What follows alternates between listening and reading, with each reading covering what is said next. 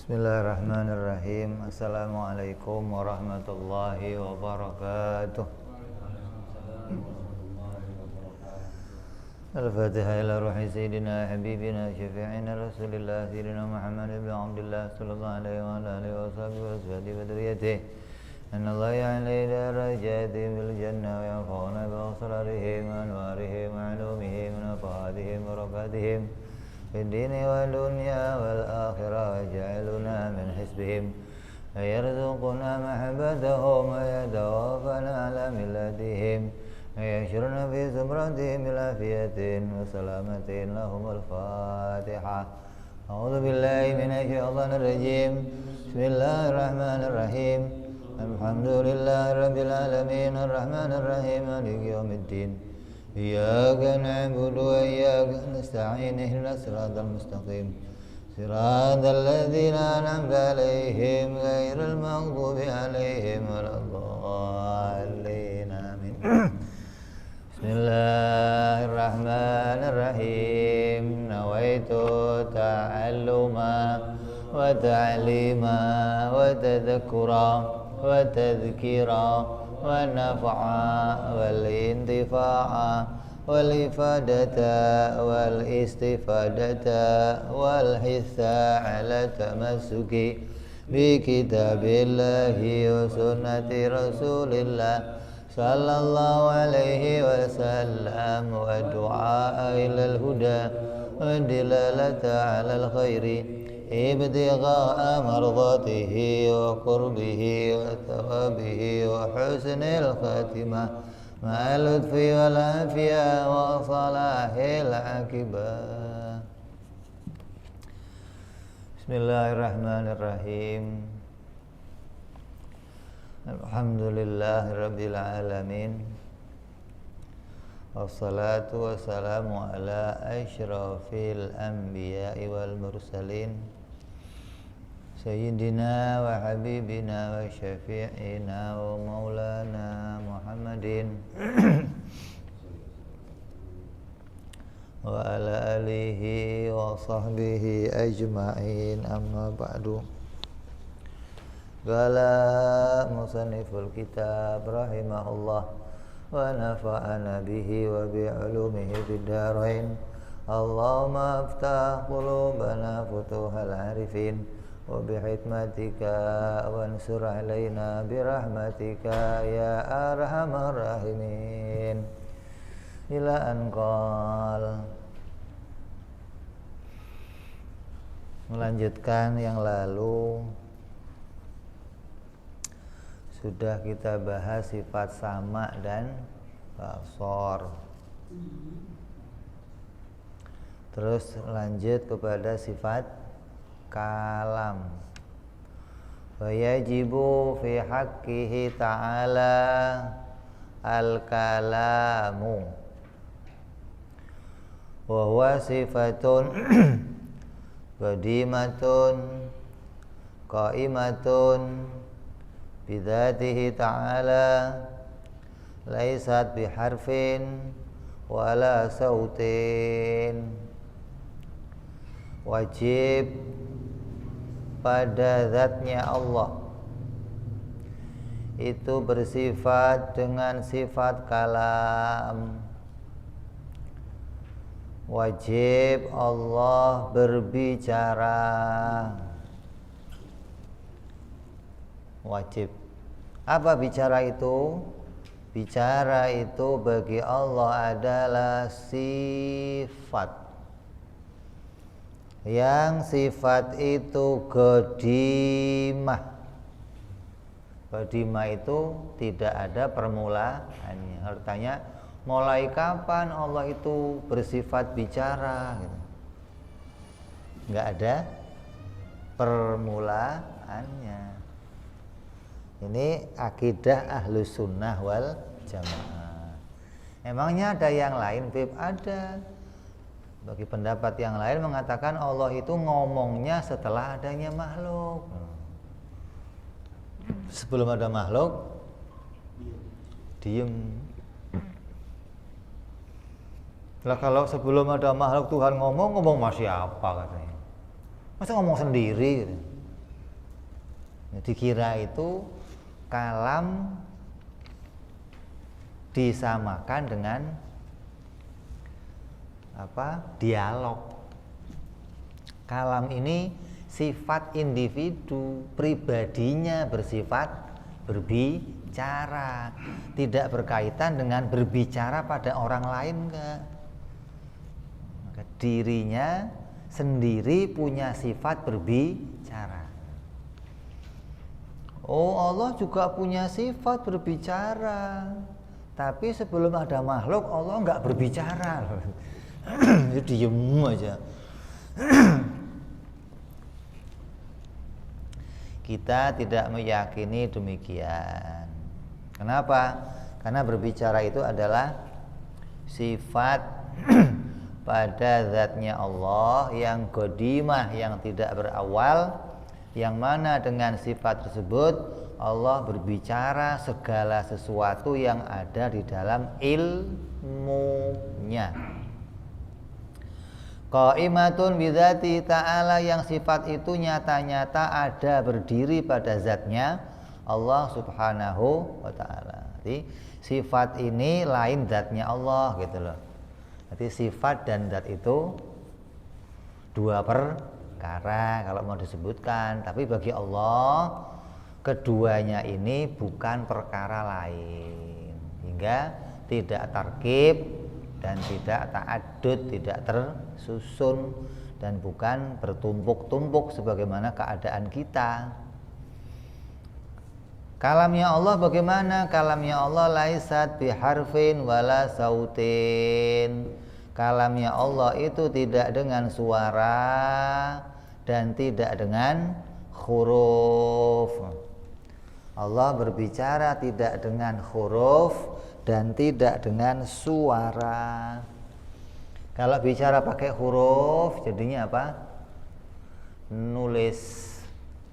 Kalau jadinya pakai suara itu pakai abjad. Maka kedua-duanya ini mustahil bagi Allah. Allah berbicaranya nggak pakai huruf yang rupanya tulisan atau bersuara.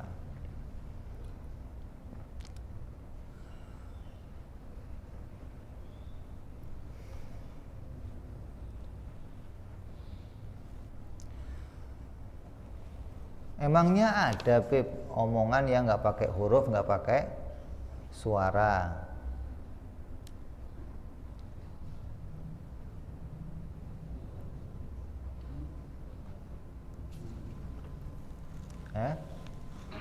Ngomong tapi nggak ada suaranya, nggak ada tulisannya, ada nggak?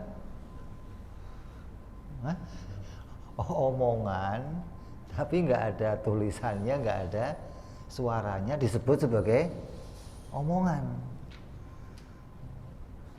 Maka kalau dihadirkan kepada orang-orang yang di luar ahli sunnah akan mengatakan nggak ada yang namanya omongan itu semua pasti ada suaranya atau tulisannya.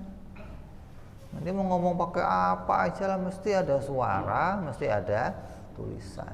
Nah, kalamnya Allah mukhalafah lil hawadis. Kalamnya Allah berbeda dengan kalamnya makhluk. Mau hewan kayak mau malaikat, mau jin, mau siapa aja ngomongnya pasti suara dan huruf. Tapi Allah kalamnya bukan suara, bukan huruf. Emangnya kenapa? Karena kalamnya Allah itu wahia munazzahatun anit taqaddumi wa ta'akhur. Karena kalamnya Allah itu bersih, suci dari adanya permulaan dan akhir. Gak ada permulaan ngomongnya, gak ada akhir ngomongnya. Kalau dalam bahasa Arab setiap kalam itu pasti ada permulaannya, namanya mubtada atau disambung pakai khobar. Kalam itu pasti ada mubtada'nya. Mau mubtada' muakhir, mau khobar muqaddam, ya pasti ada muqaddamnya, ada muakhir. Ada awal omongannya, ada akhir omongannya. Kalau akhir omongan biasanya dikasih apa? Titik. Selesai. Menunjukkan akhir pembicaraan. Lah, kalamnya Allah itu enggak ada kalam yang awal, enggak ada kalam yang akhir. Lah kalau Allah ngomongnya pakai huruf, itu mesti ada awal, ada akhir. Coba makan. Huruf awalnya apa? Belakangnya? Ya, akhirnya apa? N. Pasti ada awalnya, ada akhirnya. Mau pakai bahasanya bahasa kucing kalian, ya mesti ada awalnya, ada akhirnya. Mau pakai tulisan Honocoroko kayak, mau pakai tulisan Tagalog kayak, mau pakai tulisan apa aja mesti ada awal, ada akhir. Kalamnya Allah munazzahun dari hal tersebut.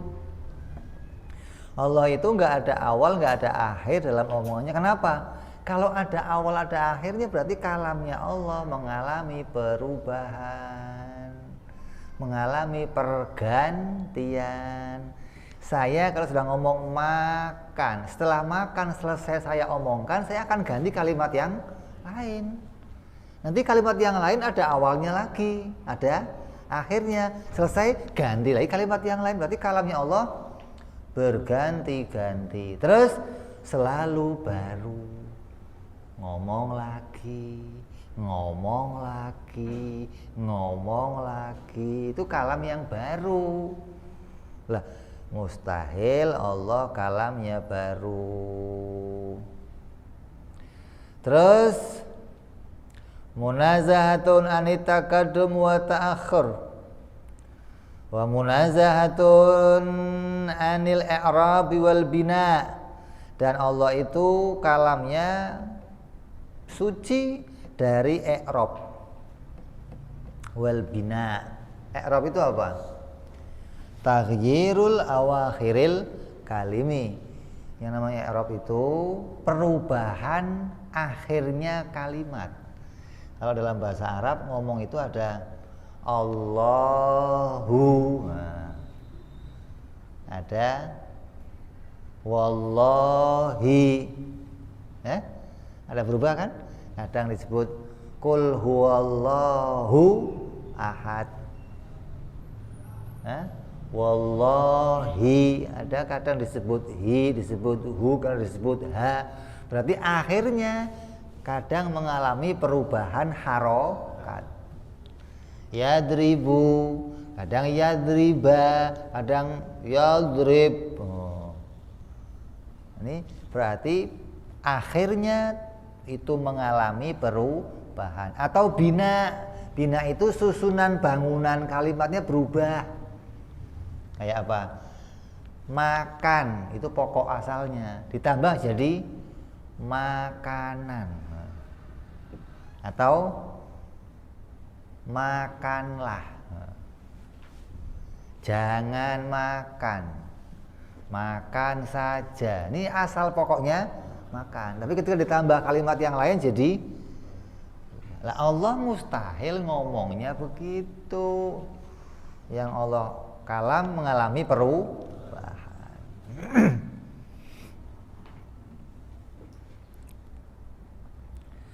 Kalau pakai huruf suara mesti ngalamin ini. Wa anis sukutin nafsi wa munazahatu, dan kalamnya Allah itu bersih dari sukutin nafsi. Artinya Allah itu diem. Bisa saja Allah itu diem. Bi alla yusirra fi nafsihi ta'ala al-kalam ma'a qudrati alaihi. Yang mana diam itu dengan bentuk bahwa Allah tidak merahasiakan perkataan dalam dirinya, serta Allah mampu melakukan hal tersebut. Allah merahasiakan sesuatu. Ada yang Allah ketahui, terus tapi tidak dikalam oleh Allah. Artinya ada sesuatu yang Allah ketahui tapi enggak dibicarakan. Namanya sukutin nafsi. Bi'ala yusirra fi nafsihi ta'ala al-kalama qudrati alaihi. Mampu dia untuk membicarakannya, mampu, tapi sengaja enggak mau dibicarakan. Kayak apa contohnya? Rahasia. Ente kalau punya rahasia diomong enggak? Kalau diomong namanya apa? Rahasia. Lah, Allah punya rahasia enggak? Berarti ada yang disimpan Allah, enggak diomong. Mustahil. Kalau begitu Allah bicara pada sebagian, tidak bicara pada sebagian yang lain, enggak mungkin. Jadi kalamnya Allah itu semua yang diketahui dibicarakan oleh Allah, enggak ada yang disimpan, enggak ada. Nggak ada yang dirahasiakan Allah, nggak ada. Kalau kamu kok sering lihat TV rahasia ilahi, ada ya? Rahasia? Filmnya apa isinya? Ada adab kubur, ada orang macam-macam. Rahasia ilahi itu bukan rahasianya Allah. Maknanya Allah merahasiakan sesuatu dalam dirinya, bukan. Maknanya Allah menjadikan rahasia bagi makhluknya, bukan di dalam dirinya, bukan gitu loh. Kayak saya oleh Allah dikasih rahasia. Saya punya rahasia apa? Dijadikan satu pengetahuan oleh Allah yang hal itu enggak saya sampaikan kepada orang lain. Berarti saya punya rahasia ini diciptakan oleh Allah. Atau Allah menjadikan rahasia untuk alam semesta apa? Bahwa di dalam kubur ini ada siksaan, ada bencana, tapi enggak diberitakan kepada yang lain. Kalau semua hewan tahu apa yang diteriakkan sama ahli kubur, dengar. Apa yang diteriakkan sama siksaan di dalamnya, merasakan, ikut tahu. Tapi manusia, jin tidak mendengarnya. Maka disebut Allah merahasiakan. Maknanya Allah menjadikan rahasia untuk manusia, bukan rahasia pada dirinya Allah, bukan. Kalau rahasia itu ada pada dirinya Allah, berarti ada yang diketahui Allah tapi enggak dikalam. Berarti kalamnya Allah tidak itu mustahil. Berarti kalam pada sebagian, diem pada mustahil. Kayak kita dong jadinya. Saya punya pengetahuan yang khusus, urusan rumah tangga saya, urusan pribadi saya, yang itu nggak bisa saya ceritakan kepada orang. Padahal saya punya kemampuan untuk bicara, tapi sengaja itu saya simpen, nggak saya bicara. Nah, yang demikian mustahil kalau bagi Allah. Ya, jadi rahasia ilahi jangan kamu pahami bahwa itu rahasia dalam dirinya Allah, tapi rahasia yang diciptakan oleh Allah pada makhluknya. Wa munazahatun anil afatil batiniyah. Dan Allah itu kalamnya suci dari cacat batin. Gimana cacat batin? Bi alla yaqdira ala dalika kama fi halil harf wa tufuliyah wa an jami'i sifati kalamil hawadis.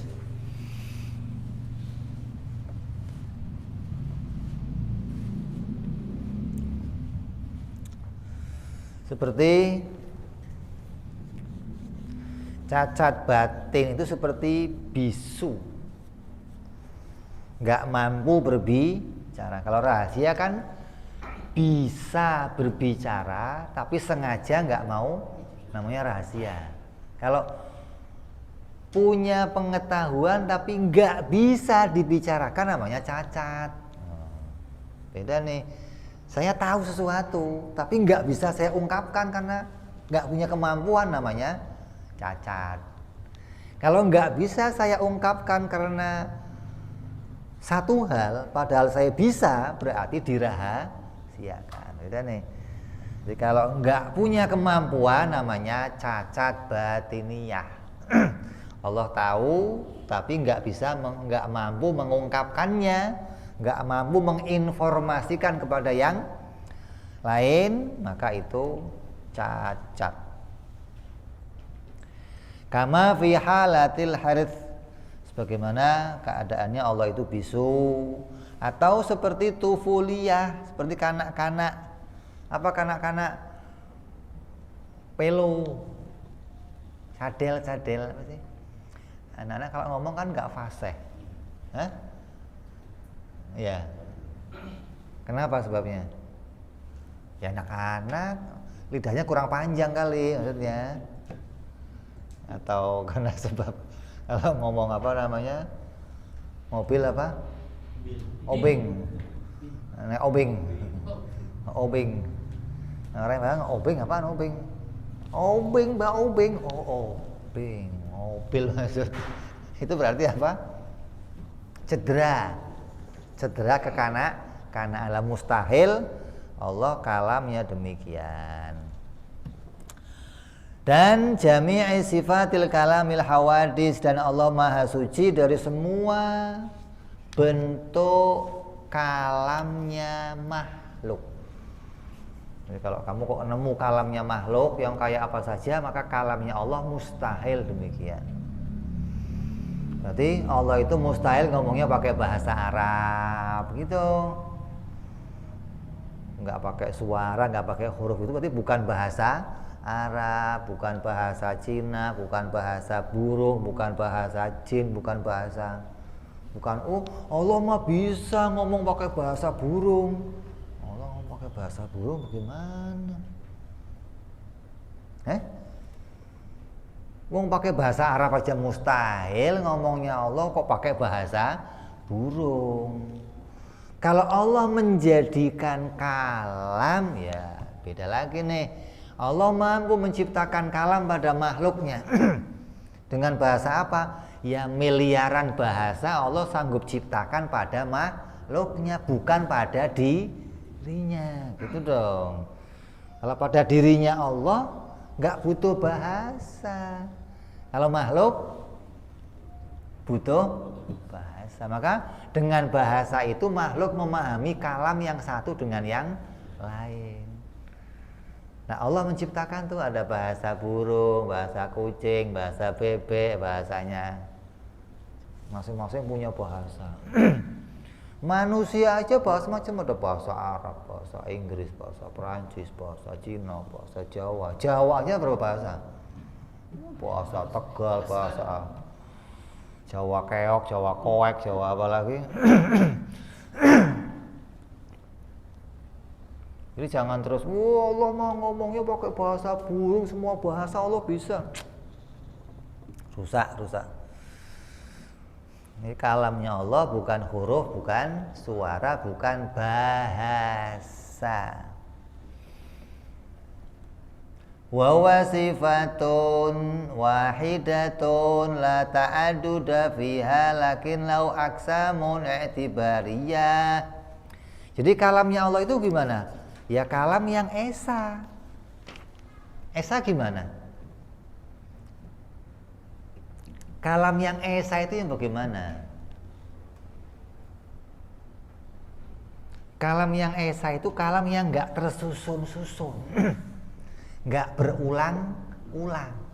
Artinya dengan satu kalam semua pengetahuan tersampaikan. Itu kalam esa namanya. Gini, kamu punya pengetahuan. Apa contohnya? Oh, saya tadi melihat satu kejadian. Saya tahu nih, tadi ada kejadian mobil nabrak motor, orangnya dibawa ke rumah sakit, yang punya motor mati. Kamu tahu. Terus kamu mau cerita sama orang lain kejadian tersebut. Maka ketika kamu mau cerita kejadian itu, pengetahuan sama orang lain, kamu perlu ngomong berkali-kali. Tadi saya lihat mobil sama motor tabrakan. Wah, panjang banget tuh ceritanya. Berapa kali ngomong tuh? Kenapa? Karena pakai huruf ngomongnya. Kalau pakai huruf ya pasti tersusun. Ngomongnya pakai A, B, C, D, E, F, G, ya kamu harus nyusun. A dulu, B nambah ini, ganti lagi kalimat A, ganti lagi kalimat, karena pakai huruf. Lah Allah ngomongnya nggak pakai huruf, maka nggak butuh susunan, nggak butuh berulang-ulang. Maka disebut kalamnya Allah Esa, gitu loh. Dengan sekali ngomong, semua info itu bisa di kalam Allah. Coba, ini kalam yang sempurna namanya. Dengan sekali ngomong, semua informasi disampaikan oleh Allah. Nggak perlu 2 kali ngomong. Kalau kita kan jangankan, kalau ngomong cuma sekali, coba ucapkan satu kalimat atau satu omongan sekali, yang itu menyampaikan semua informasi kamu. Coba bisa nggak? Bikin satu omongan, sekali ngomong aja kamu, yang itu mengasih informasi yang banyak. Coba. A. Apa? Paham? Paham nggak? A. Apa bro? A. Ya apa? Ada nih. Nggak bisa, kamu nggak bisa ngomong kok pakai satu omongan untuk orang lain paham, nggak bisa. Karena ngomong pakai huruf itu harus diulang, disusun gitu loh. Lah, kalamnya Allah harus kamu bersihkan di pikiran kamu. Allah ngomongnya nggak begitu, gitu loh. Semua kalamnya hawadis, bersihkan. Allah nggak begitu. Kenapa? Allah kalamnya sempurna, dengan satu kalam semua pengetahuan disampaikan oleh Allah, gitu kan. Namanya kalam yang sempurna. Terus walaupun kalam itu disebut kalam yang esa, kalam yang wahdaniyah, tidak berbilang, tidak tersusun-susun, tapi pada kalamnya Allah itu ada pembagian. Kalamnya esa sekali ngomong nih. Kenapa? Semua pengetahuan di kalam oleh Allah. Tapi dalam kalamnya itu ada yang disebut berita, ada yang disebut perintah, ada yang disebut larangan, gitu loh. Ada yang disebut janji, ada yang disebut ancaman pada kalam yang esa. Jadi dengan sempurnanya kalamnya Allah, pada kalamnya Allah yang esa itu isinya ada beberapa pembagian. Apa diantaranya? Famin haitsu ta'alluquhu bi talabi fi'li shalah matalan amrun. Kalau kalam itu berkaitan dengan Allah memerintahkan seseorang untuk sholat, maka berarti kalam itu namanya perintah. Wa min haitsu ta'alluqu bi talabi tarki zina, masalan nahyun. Kalau kalam itu berkaitan dengan tuntutan meninggalkan seperti zina, maka berarti kalam itu namanya larangan. Tinggal lihat isinya nih, isinya kalam apa nih, isi informasinya apa? Oh, informasinya isinya menyuruh seseorang mengerjakan sesuatu, oh berarti perintah. Oh, isinya menuntut orang meninggalkan sesuatu, berarti larangan. Wa min haitsu ta'alluquhu bi anna fir'auna fa'ala kadza au fa'ala kadza mathalan khabarun. Seperti halnya pula kalamnya Allah berisi menceritakan tentang Fir'aun. Fir'aun itu begini namanya apa? Berita. Informasi yang berkaitan sama beritanya seseorang. Wa min haitsu ta'alluquhu bi anna ta'i'a lahul jannatu wa'dun. Ada pula isi kalamnya itu Allah memberitakan bahwa seseorang yang taat akan dimasukkan ke dalam surga. Oh, namanya janji. Kelihatannya kalam satu, tapi isinya kalau dikaitkan sama yang lain jadi macam cuma min haitsu ta'alluquhu bi annal 'asi, bahwa orang yang bermaksiat itu akan dimasukkan neraka, maka itu namanya ancaman.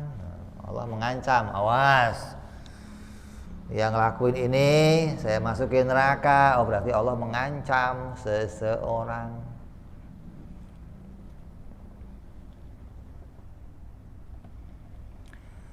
Terus ini kalau dikaitkan dengan apa? Perkara yang di kalam itu berkaitan dengan adanya yang lain. Lah fata'alluqu bi jami'il wajibat wal jaizat wal mustahilat. Pada intinya yang di kalam oleh Allah itu sama dengan yang diketahui. Apa yang Allah omong itu pasti sesuai dengan apa yang Allah ketahui. Coba kamu ngomong satu hal yang kamu belum tahu, coba.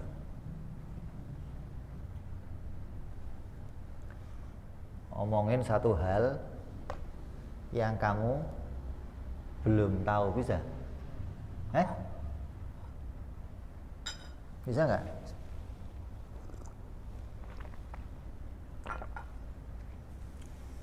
Bisa? Yang ngomong ngawur aja, Bib. Ya, yang ngawur tuh kamu sudah tahu berarti. Mau belum tahu kok mau diomong, mau ngomong apa mau belum tahu.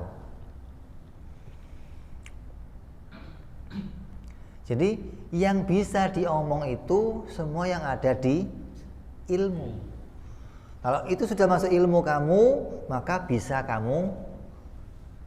Nah, kalamnya Allah demikian. Apa yang Allah kalam itu yang ada di ilmunya. Yang di ilmunya Allah apa? 3.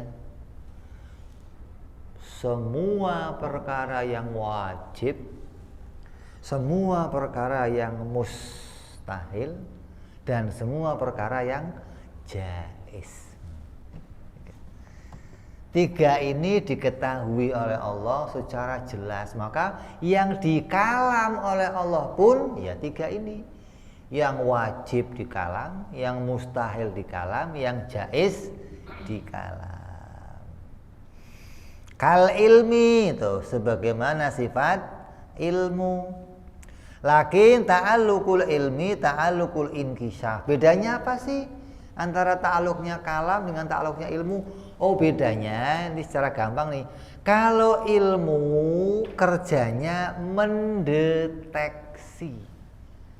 Deteksi itu apa? Mendeteksi itu apa? Menyelidiki. Mendeteksi itu cari idrok, menemukan sesuatu. Itu pengetahuan tuh. Semua yang bisa diketahui oleh Allah diketahui tanpa ada permulaannya. Lah kalau kalam informasi, beda nih. Yang satu memasukkan, yang satu mengeluarkan, gitu loh. Kalau ilmu itu menyerap sesuatu, deteksi, terus idrok kamu masukkan.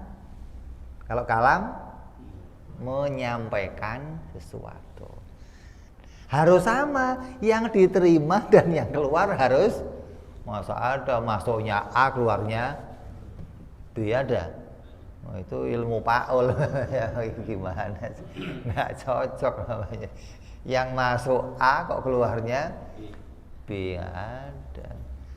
Yang masuk itu A, yang keluar ya pasti A gitu. Karena sesuai yang akan kita omong, segala yang kita ketahui.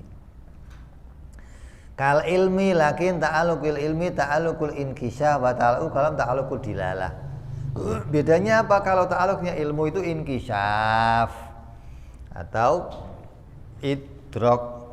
Inkisaf itu menyingkap, memahami segala sesuatu.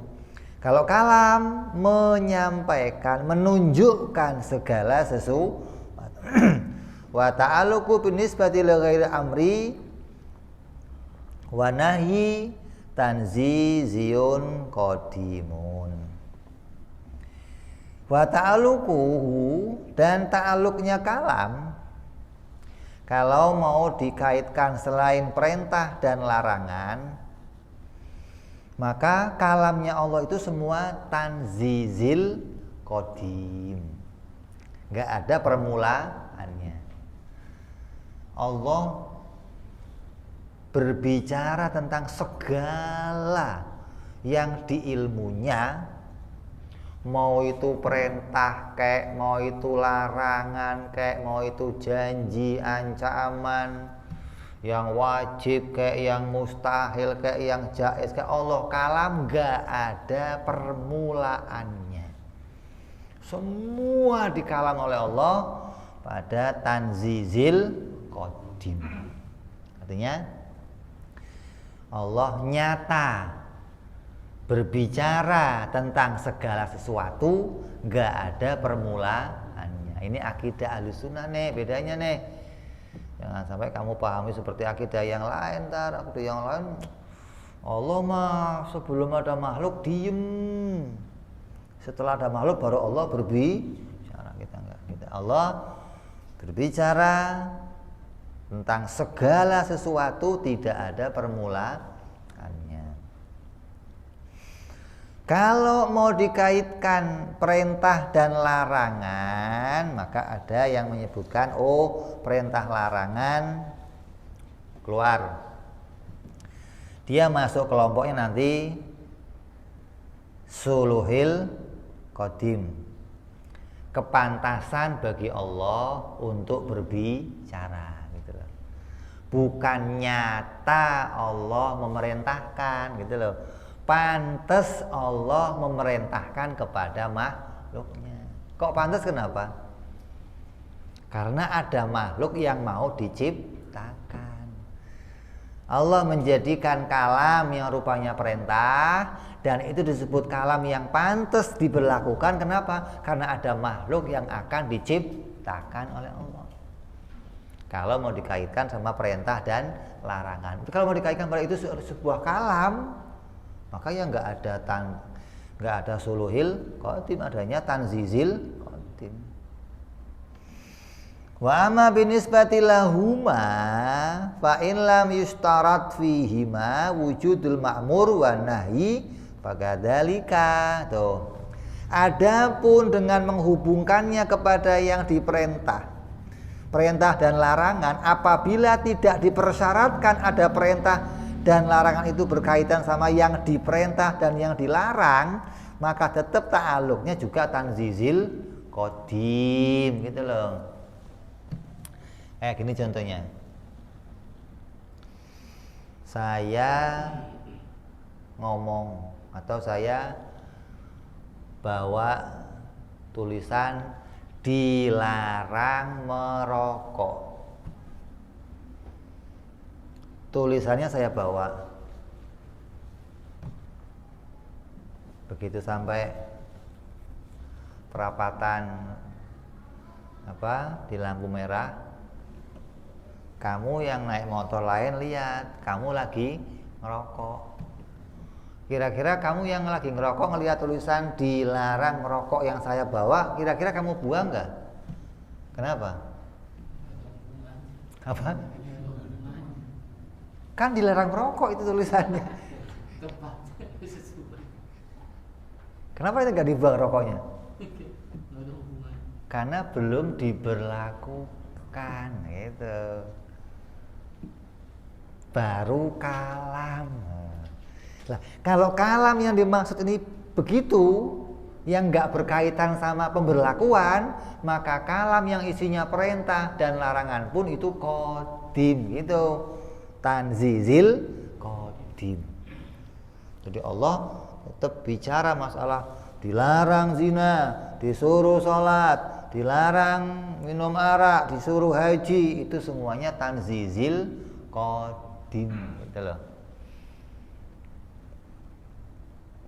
Wa inisturito fihi madzalika kana ta'alluqu fihi ma suluhian qadiman.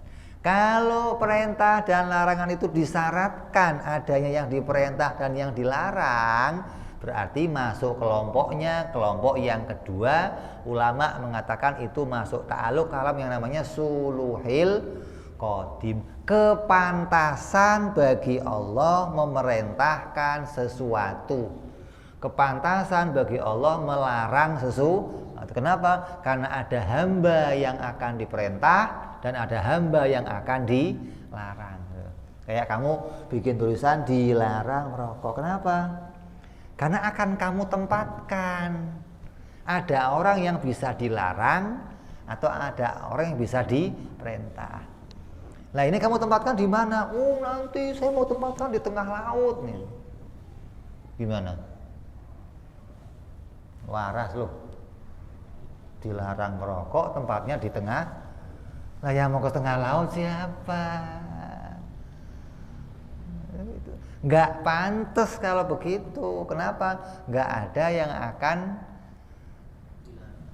nggak ada makmurnya, nggak ada.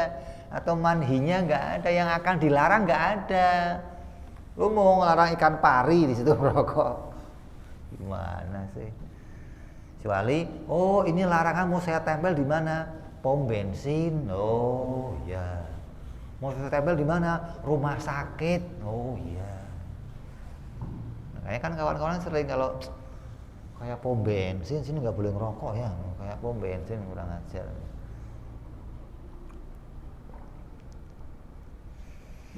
Ya, jadi kalau berkaitan sama adanya disyaratkan adanya yang diperintah sama adanya yang dilarang, maka kalamnya Allah yang berkaitan sama perintah larangan masuk dalam ta'alluq yang disebut suluhil qadim. Kalau nggak berkaitan sama perintah yang diperintah dan yang dilarang, maka masuk ta'alluq tanzizil qadim. Qabla wujudil ma'mur wa manhi. Itu masuk kelompoknya suluhil qadim itu sebelum munculnya yang diperintah dan yang dilarang. Wa ba'da wujudihima itu namanya tanzizian hadisan. Disebut kalamnya Allah itu kalam yang tanzizil hudus. Nyata Allah memerintahkan. Artinya baru nyata Allah memerintah.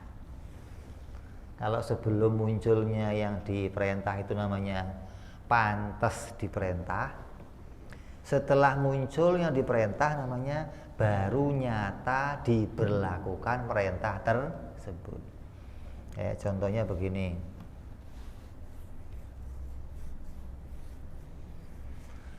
Anak kamu yang berusia 5 tahun itu sudah diperintah untuk pergi haji belum?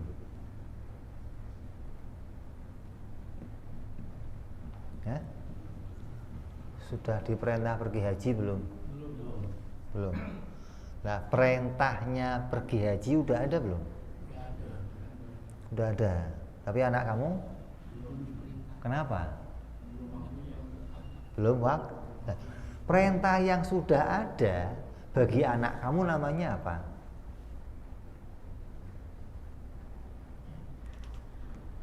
Namanya pantes diperintah, gitu loh. Anak ini akan jadi keadaan yang pantas untuk diperintah. Perintah ini jadi kalam yang pantas diucapkan, gitu loh. Kenapa? Karena adanya orang yang siap diperintah. Maka ini kalam jadi siap, jadi pantas disebut sebagai kalam perintah. Kok pantas kenapa? Lah ada yang siap diperintah tuh. Nanti ketika anak itu dewasa usia 15 tahun, pas 15 tahun dia balik, maka perintah yang itu jadinya apa? Nyata diperintah, gitu. Jadi Allah nggak ngomong lagi, maksudnya jangan dianggap antara perintah sebelum anak itu balik usia 5 tahun dan setelah anak itu balik, oh ada kalam lagi yang baru, kamu sekarang sholat ya. Tadinya ada kalam juga tapi bukan untuk dia, tapi untuk yang lain. Kalau begitu ya Allah ngomong terus kalau begitu. Jadi Allah nggak kalam lagi, nggak. Disebut perintah itu menjadi baru diberlakukan, bukan baru diucapkan. Beda nih. Pemberlakuannya aja yang baru, bukan mengomongnya yang baru, bukan mengalamnya, gitu loh. Kalau ngalamnya apa? Qadim. Nggak ada permulaannya. Kalau pemberlakuannya baru. Kenapa? Berkaitan dengan adanya yang diperintah. Ketika sesuatu yang diperintah dirubah oleh Allah, dari mulai apa? Belum balik dirubah jadi balik, maka berarti diberlakukan perintah kepada orang tersebut. Kayak kamu lah, sekarang kamu diperintah sholat subuh nggak? Nggak bisa.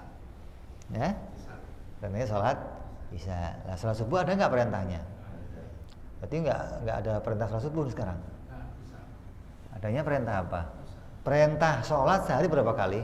Itu ada berarti sholat subuh. Nah, berarti tapi belum diberlakukan. Nah, perintah sholat subuh sekarang ini keadaannya apa namanya? Suluhil qadim, atau siap diperintah. Kapan itu jadi nyata diperintah? Nanti ketika waktunya didatangkan oleh Allah. Ketika subuh didatangkan, maka berarti perintah yang tadinya siap itu menjadi nyata sebuah perintah, gitu loh. Bukan ngomong lagi, nggak usah ngomong lagi, gitu loh. Kayak contohnya apa? Contohnya sekolah.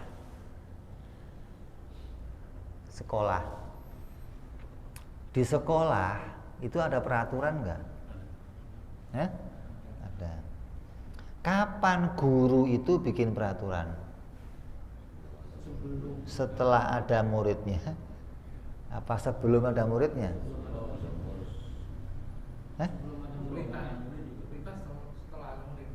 Berarti sebelum ada murid di sekolah itu nggak ada peraturan. Sebelum. Ada kan peraturannya? SPP bayar sekian, ada. Seragamnya harus pakai warna ini. Berangkat jam segini, pulang jam segini. Yang bolos hukumannya ini. Yang nggak naik kelas hukumannya ada. Peraturannya ada.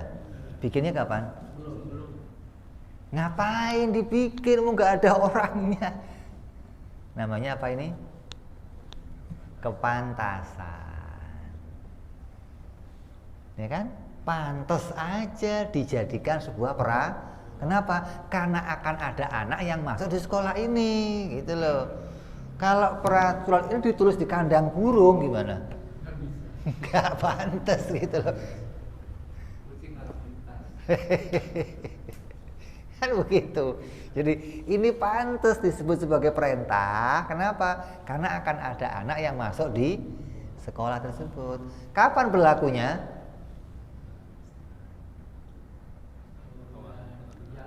Kalau sudah anaknya masuk sekolah. Nah, ketika anak mulai masuk sekolah, itu peraturan nggak diomong lagi sama guru. Ya sudah peraturan itu aja, nggak terus gurunya ngomong, anak-anak mulai sekarang masuk sekolah jam 7, nggak usah. Cukup begitu jam 7 diapain? Bel dibunyikan, teng teng teng teng. Anak-anak tahu, oh sudah waktunya masuk kelas. Kenapa? Bel jam 7 sudah bunyi. Nah kalau belum ada anaknya, bel dibunyikan gimana? Gurunya pengangguran Pak, nggak ada kerjaan Pak, ngetes lonceng. Itu loh maksudnya. Jadi pemberlakuannya itu setelah anaknya masuk sekolah. Allah begitu. Ini gambaran aja, gambaran. Allah jadikan nabi, Allah jadikan perintah. Kitanya sebagai umatnya sudah ada, maka Allah memberlakukan perintah tersebut. Yang bawa perintah ke Nabi siapa? Malaikat Jibril. Sebelumnya di mana? Di Lauhil Mahfuz. Sejak kapan di Lauhil Mahfuz? Sebelum makhluknya muncul, gitu. Sebelum makhluk muncul ke dunia ini, peraturan sudah ditulis di Lauhil Mahfuz. Injil ditulis, Taurat ditulis, Zabur ditulis, Quran ditulis, semua tulis lengkap tuh. Begitu makhluk mulai muncul, Jibril diperintah Jibril, turunkan satu perintah, kasih. Nah, diberlakukan namanya. Ganti lagi Nabi Adam ke Nabi Nuh, Jibril ambil lagi, kasih. Ganti lagi Nabi Nuh ke Nabi Ibrahim, Jibril ambil lagi, kasih. Itu sudah lengkap gitu loh. Diberlakukannya kapan? Setelah ada makhluknya, bukan kalam lagi. Jadi kalamnya Allah kalam yang esa gitu. Nggak ada Allah kalam lagi, nggak ada. Jadi kalamnya Allah kalam yang esa, sempurna.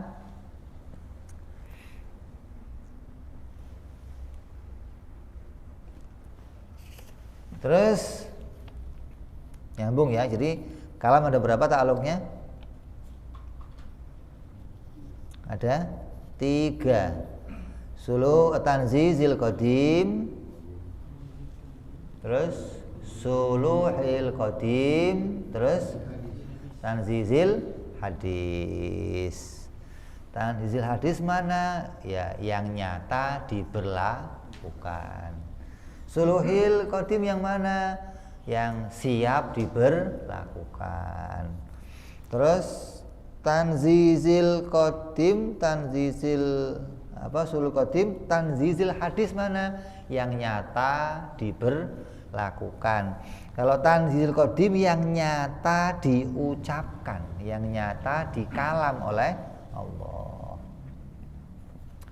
Fahuwa ta'ala mutakallimun amrun nahin wa wa'idun wa mutawa'idun bi kalamil azaliyin qadimin qaimin bidzatihi la yushbihu kalamul khalqi.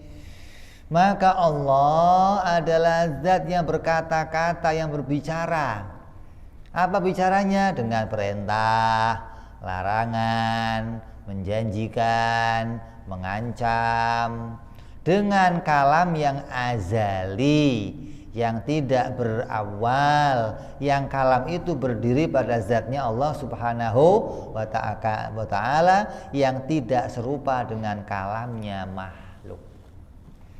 Jadi Allah adalah zat yang bersifat kalam, yang kalamnya kalam yang sempurna, yang azali, tidak berawal, tidak berakhir, yang isinya adalah larangan, perintah, janji, ancaman, berita gitu.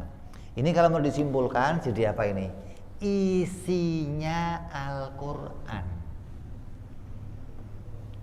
Al-Qur'an yang 30 juz.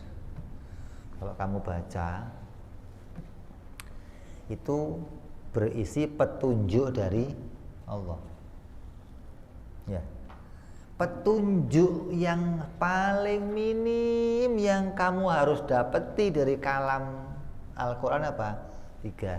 Wajib, mustahil, jaiz. Oh, Allah ngomong tentang yang wajib nih. Oh, Allah ngomong tentang yang mustahil nih. Oh, Allah ngomong tentang yang jaiz nih. Ada kan kalamnya begitu? Kalau kalam yang wajib contohnya apa? Anallah, la ilaha illa ana, aku adalah Allah, tidak ada Tuhan selain aku. Kalam apa itu? Wajib. Kalam yang maknanya wajib, artinya ini kalam yang tetap menjadi kalam yang tidak mungkin tidak dikalam oleh Allah gitu loh. Kalam yang berkaitan sama keadaan yang pasti pada dirinya Allah, namanya kalam yang wajib. Ada lagi kalam yang mustahil, mana? Lam yalid wa lam yulad. Apa? Walam yakun lahu kufuwan ahad. Aku itu tidak melahirkan, tidak dilahirkan, dan tidak ada yang menyerupai aku. Itu kalam yang mustahil. Artinya apa? Allah sampaikan bahwa tidak akan pernah ada yang menyamai aku. Tidak akan pernah ada yang menemukan aku itu dilahirkan atau aku melahirkan. Itu kalam yang mustahil. Ada lagi kalam yang jaiz. Apa? Allah kalam di Quran, wa ma khalaqtul jinna wal insa illa liya'budun. Atau wa ayatul lahumul ardul maitatu ahyainaha wa akhrajna minha habban faminhu ya'kulun. Kalam yang apa itu? Jaiz. Allah boleh aja bikin tanaman, boleh aja bikin makanan, boleh aja Allah bikin langit, bikin bumi. Itu kalam yang jaiz. Jadi minim-minimnya kamu dapat dari Quran itu 3. Ini kalam wajib, ini kalam mustahil, ini kalam. Yang lebih lagi ulama kasih, oh ada 5. Apa itu? Ada perintah, ada larangan, ada ancaman, ada janji, ada berita. Nah, setiap kamu dapati kalamnya Allah, maka kamu harus bersikap. Sikapnya orang diajak ngomong gimana? Menanggapi. Bukan cuman ada orang kamu ajak ngomong dengerin. Bro, kok siapa ngomong nanggepin kakak gimana sih? Lah kamu kalau diajak ngomong nanggepin. Allah melarang kamu, jangan zina. Apa tanggapan kamu? Iya ya Allah, ya Allah. Mudah-mudahan saya seumur hidup nggak zina ya Allah. Gitu. Nanti kamu diajak ngomong itu bersikap gitu loh, jangan berat kayaknya.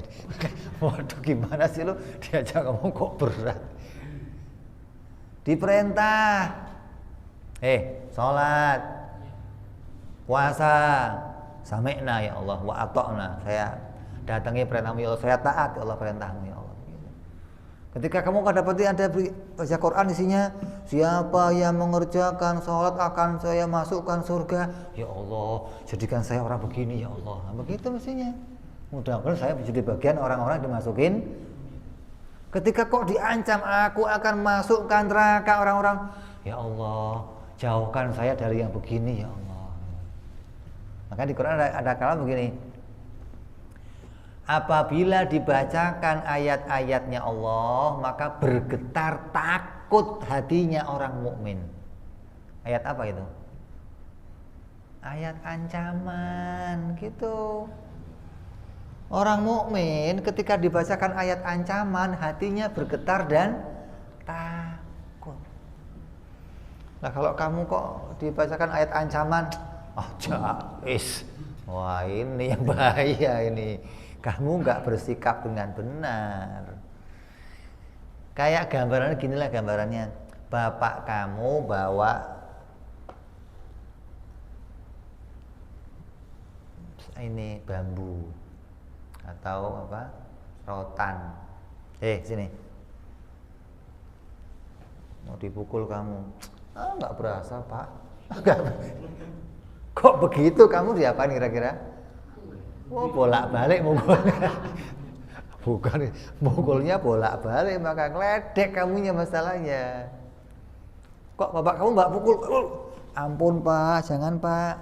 Gitu, jangan berani. Ya Pak, nggak jadi dipukul nggak. Kenapa? Itu untuk nakutin kamu, biar kamu mau taat, mau patuh, mau tunduk, gitu loh. Jadi ketika diajak ngomong dengan ancaman, kamu bersikap, ya Allah. Sami'na wa ata'na ya Allah. Saya enggak akan maksiat ya Allah. Saya enggak akan. Lah kok kau tahu kamu maksiat? Minta ampun ya Allah. Khilaf ya Allah. Gitu. Itu aku udah. Lu udah gua ancam kemarin. Pak. Lupa Pak. Oh lupa. Gitu. Akuin jangan. Terus dijanjikan sesuatu berharap. Ini namanya Quran ini betul-betul kamu anggap sebagai kalamnya Allah. Ketika kamu baca, kamu punya sikap. Kamu tanggapin, jangan ngomong apa? Lu baca apa barusan? Kopingo?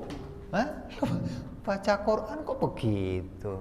Makanya diupayakan ngerti biar apa? Biar bisa bersikap gitu. Biar bisa nanggepin, oh ini kalam isinya ini, oh ini kalam, jadi nggak buru-buru, apalagi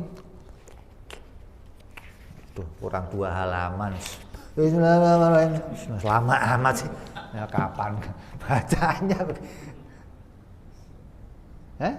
Udah nggak ketemu tujuannya gitu loh. Tujuan yang mau baca kalamnya Allah apa? Ya kamu mau menghadirkan hati sedang diajak ngomong sama Allah. Kalau sedang diajak ngomong ya tanggepin kalamnya. Allah ngalam apa tuh? Diperintah saya. Terus gimana? Saya janji ya Allah akan saya tepati perintah ini ya Allah. Isinya apa perintah larang itu kalamnya? Saya dilarang. Terus gimana? Saya janji nggak akan ngerjain ya Allah. Isinya apa kalamnya? Isinya janji. Terus saya berharap ya Allah mudah-mudahan. Terus begitu. Jadi isinya Quran itu ketika kamu diajak ngomong, kamu sadar kamu sedang diajak ngomong sama Allah. Bukan hanya baca kalamnya Allah, bukan, tapi menanggepin, namanya kamu diajak ngomong. Ada orang diajak ngomong dablek aja, diem aja. Nangis kagak, sedih kagak, berharap kagak. Lu baca apa, Bro? Aduh. Falaisa bisautin yahdutsu min insilahil hawa. Kalamnya Allah itu tidak dengan suara yang terjadi dari hembusan suara, udara. Allah ngomong nggak pakai mulut, nggak pakai ada udaranya, nggak pakai pita suara. awistikaki ajsamin wala biharfin yang qati'u bintibaqi syafatin au taharruki lisanin. Tidak dengan gesekan jasad, lidah dengan gigi, tidak pula dengan huruf yang terputus karena terkatupnya dua bibir, atau bergeraknya lidah. Wa Musa alaihi salatu wassalam sami'a kalamallah bi ghairi harfin wala sautin kama yaral abraru dzatallahi ta'ala fil akhirah min ghairi jauharin wala arad. Sedangkan kita tahu bahwa Nabi Musa alaihissalam mendengar kalamnya Allah. Ya, Nabi Musa diajak ngomong sama Allah. Maka Allah bicara dengan Nabi Musa itu dengan kalam yang tanpa huruf, tanpa suara. Maka hal ini akan sama dengan kejadiannya sebagaimana orang-orang baik yang nanti akan melihat kepada Allah di akhirat, yang wujudnya Allah akan dilihat dalam bentuk bukan jirim dan bukan a'rad gitu. Ya, kamu akan lihat Allah yang bukan jirim, bukan. Kok bisa? Kan mata yang dilihat pasti jirim. Itu mata dunia gitu. Kalau mata dunia yang dilihat pasti jirim, pasti. Nah, Allah mampu menjadikan keadaan di mana kamu melihat zatnya Allah yang bukan jirim, bukan arad. Sebagaimana Allah mau menjadikan telinga kamu mendengar kalamnya Allah yang bukan suara, bukan tulisan. Itu. Ini istimewanya Allah menjadikan sesuatu kepada hambanya. Inilah yang wajib kita ketahui dari sifat kalamnya Allah. Sucikan kalamnya Allah dari kalamnya makhluk, karena kalamnya Allah mukhalafah lil hawadis. InsyaAllah kita sambung yang akan datang, bicara lawannya dari sifat kalam, dan kita akan bahas nanti detail panjang ini kalam, karena pembahasan paling panjang diantaranya sifat kalam. Wallahu a'lam bishawab. Ila hadratin Nabi. Al-Fatihah. A'udzubillahi minasyaitonir rajim. Bismillahirrahmanirrahim. Alhamdulillahirabbil alamin arrahmanir rahim maliki yaumiddin. Iyyaka na'budu wa iyyaka nasta'in. Ihdinas siratal mustaqim. Siratal ladzina an'amta 'alaihim ghairil maghdubi 'alaihim waladdallin. Amin. Ya Rabbana i'tarafna bi annana iqtarafna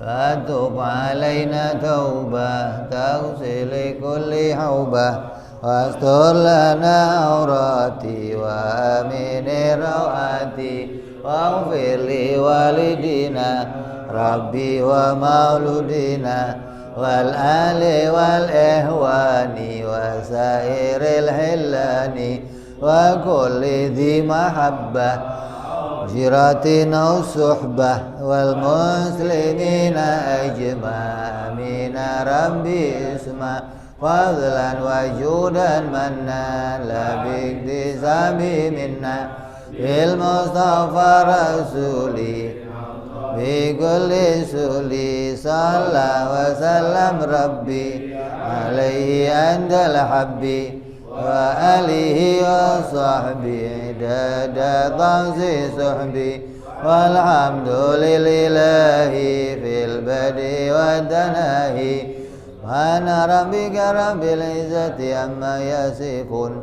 Salamun alal mursalin walhamdulillahi rabbil alamin. Assalamualaikum warahmatullahi wabarakatuh.